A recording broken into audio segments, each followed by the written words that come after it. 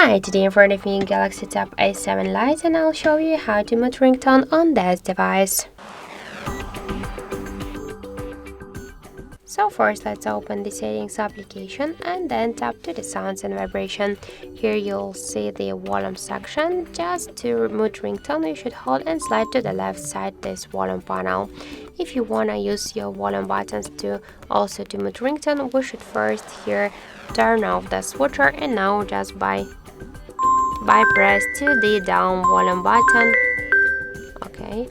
to the down volume button, we can also mute the ringtone on our tablet.